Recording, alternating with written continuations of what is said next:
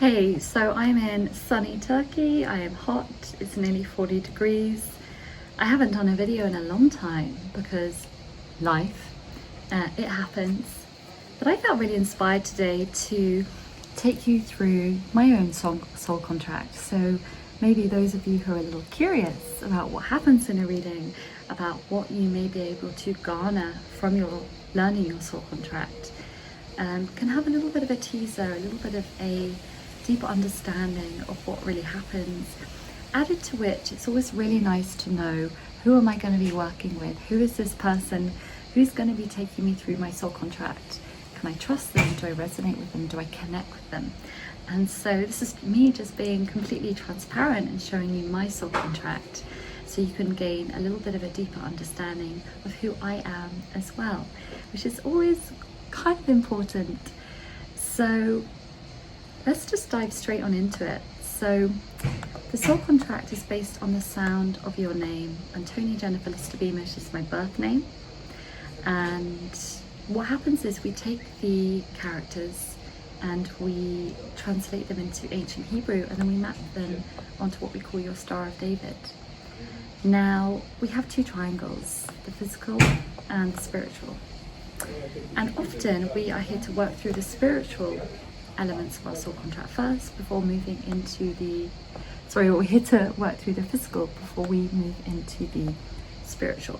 But in my experience, the numbers are always working in tandem, flowing together, a little bit like a tapestry. They don't work in isolation, they are always continuously flowing together. Now, if you've looked at your soul contract, you may notice that you have a dominant vibration. This is when you have 4 or more of the same number. And so you can see I have 4 sevens. I have a lot of 7 energy. It's a very strong number, it's a master number. And so this is my dominant vibration. And the 7 is all to do with being authentic. It's all to do with feeling fully integrated in who you are. And often, a lot of people with 7s have a deep core shame of who they truly are. And they're here to work through the shadow. We all have shadows, but the 7s have a very deep shame attached to that shadow, to feel safe to be seen for who they truly are. It's about being vulnerable, being authentic, and learning to let go of control, learning to let go of manipulation of yourself and those around you. And the only reason we do that is to feel safe. This is why we always need control, to feel safe. And so I have quite a few shy energies in my soul contract. And I'll be honest, every time I give a reading to someone new who I haven't met, I get nervous. I get really, really, really nervous, because I have these 7s and I have these 3s, very strong energies, both master numbers. And out of the 22 numbers, there are 5 that are master numbers. And when you have them in your chart, they just carry quite a strong energy.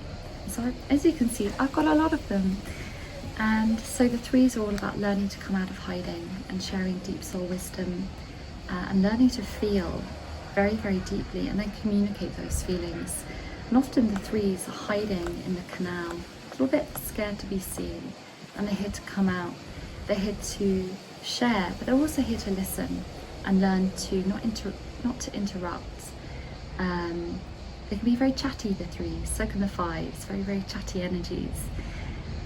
But the 3s are really here to overcome the shyness, and that shyness often comes from a lack of self-worth, the deepest core. You have confidence, self-esteem, and self-worth. Confidence is built from your self-esteem.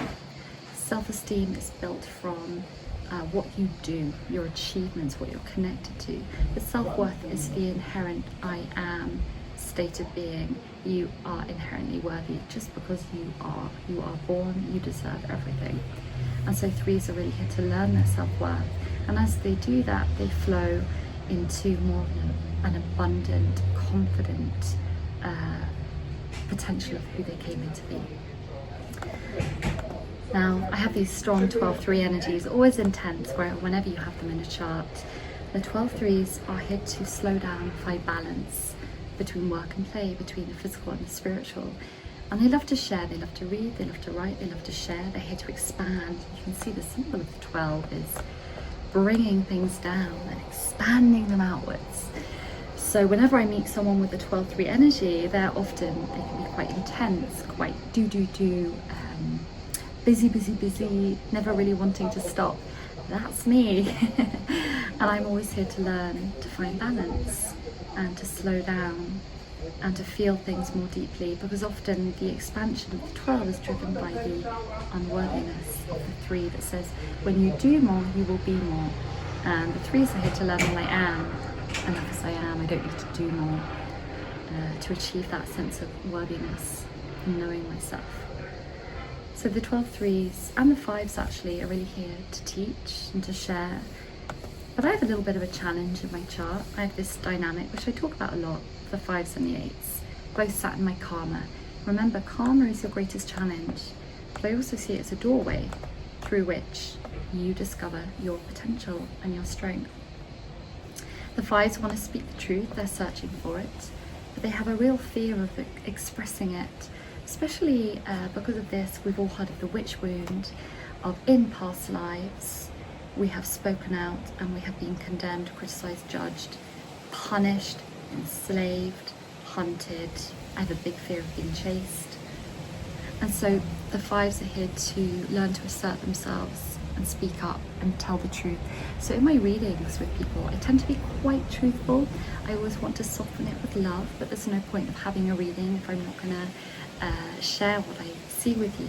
And this is always the balance of the 5s, being truthful, but not being overly truthful to the point of telling it how it is. You know, they can be quite, there's a harshness to the 5 energy, which can be quite, well, this is the truth and this is what it is.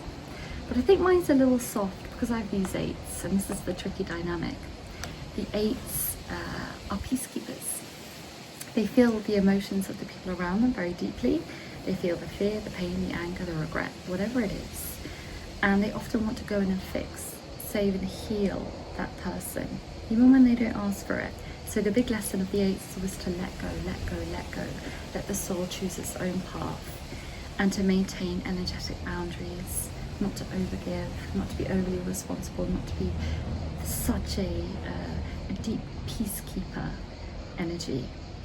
And the 8s are also here to feel things very, very deeply. They're here to come out of numbness and come into their emotions, which is why I do the divine healing work.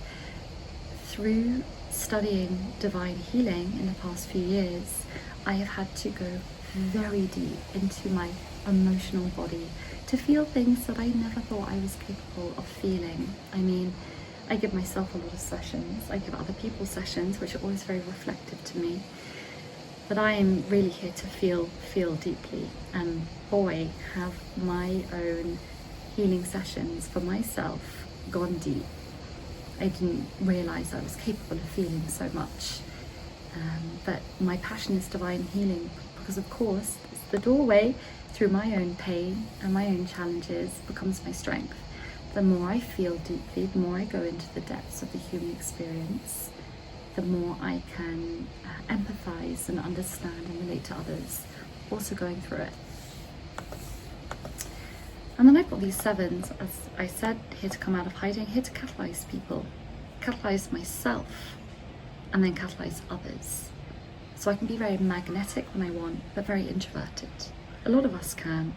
We can be very, very life and soul of the party, but also, oh my gosh, I really hate people. This is very much the 7 energy and the 8 energy. The 8s really don't want to connect with people. Not always, but they can be very much like, why am I here? I didn't want to be here. Earth is too hard. What a joke this life is. And we're not always conscious of feeling that way because the 8s are here to come out of numbness, remember. But I've definitely had moments where I've been like, oh my God, I don't want to be here. And it's very usual for the 8 energy. It's a very high frequency energy. And whenever I come across people who have it, they often have this. I attune with nature, I attune with animals, but human society, I don't know. So 8s are here to get very grounded, come out of their mental body, to come into the feeling body, to start feeling things through the physical vessel, because without the physical vessel, we cannot achieve anything. It's our portal to manifestation, and the 5s and the 8s always want to stay in the mental body of the mind. And the 5s and 8s invite us, hey, come deeper. And come and ground your ideas. The 5s are very mental, thinking and ideas, and very pioneering, very inventive. But they're here to actually ground those ideas and make them happen. It's the energy of abstraction coming into manifestation. Then the final energy I have is the 9s. And the 9s are here to reclaim their power. But often there is a resistance, there is a fear, and it's very, very, very deep down. It's very easy to say, I claim my power. What does that even mean? It's very, very abstract. But the 9s are essentially here to reclaim the power of the truth within them, their intuition that flows so deeply within them, showing them the truth of life and who they are. And to reclaim that and stop giving away their power to systems, to other people, to the rules. You know, I'm a rebellious person. So very rebellious in 2020. That's also the 5 energy. 5s are little rebels, little reckless rebels, impatient reckless rebels, I call them. And there's much more to go into with this soul contract. There's lots of stories in there that I could share with you, but I don't want to go on for too long. And I also have my common name, Antonya Beamish, which has a soul contract of its own. And I always look at that with clients, because that chart has different energies that come through. It's not the same as your soul contract, it just is a slightly lightened version, but it's always worth looking at, because there's often repeating energies or new energies. And if I pick up on something within a client and I'm like, oh, I thought they might have had that in their birth name, it'll be in the common name. So yeah, this is my soul contract. I love being really, really open with sharing it, because I love my soul contract, I really do, and I think about it every day. I think, this is a challenge that's come up for me. What is going on? I'm very ungrounded. Oh, it's my 5s, they've got out of control. Let's rein them in, let's get grounded, let's put my feet down, let's come back into my body. Oh, I'm doing too much, I'm getting burnt out. That's my 12-3s out of control. I'm trying to control everything. I just need to come back into my heart space and feel the safety within. I am not connected to my body and not treating my body well. That's my 8s. I need to come back and look after myself and get some good sleep and eat some good food. You know, it's there's always constant learnings and lessons and things coming through, you know, with my soul contract, and I think about it all the time. And you know, I didn't just take everything in on one go. You know, I had a reading with Nicholas, and then I studied it, and then as I give readings I get more and more understanding of the numbers. But this is why we record your session, so you can go back in and take another layer of understanding from what you might have missed in a live session.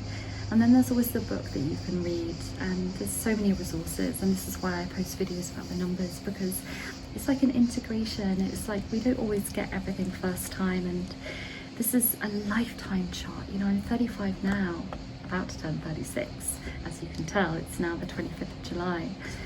You know, it doesn't matter what age you are, we're here living the truth of our soul contract, and I'm always here to take you from the past to your potential, or just to show you, or just to guide you the potential of what's in your chart. It's never going to tell you what to do with your life. It's never going to tell you this is your perfect job, your perfect career, which a lot of people get, you know, what am I meant to be doing here? It's not about what you're meant to be doing, it's who you're here to become. It's who you're here to be. It's who you're here to embody. I'm here to embody a more grounded, connected essence of who I am. I'm here to bring my abstract nature into more tangible form and make things real and speak and share my truth. I'm here to slow down. I'm here to feel my unworthiness. I'm here to come out of hiding. I'm here to let go of control. I'm here to face my shadow. I'm here to just step back into my power, which I may have been resisting. Of course I have. I know that from my experience. I've definitely resisted who I have the potential to be. This is my journey. This is my soul contract. So there we go. I bid you adieu, and if you've got any questions, just leave a comment or put me a message on my website. I always love hearing from people. And until next time, I wish you a very beautiful, from Turkey, rest of your day.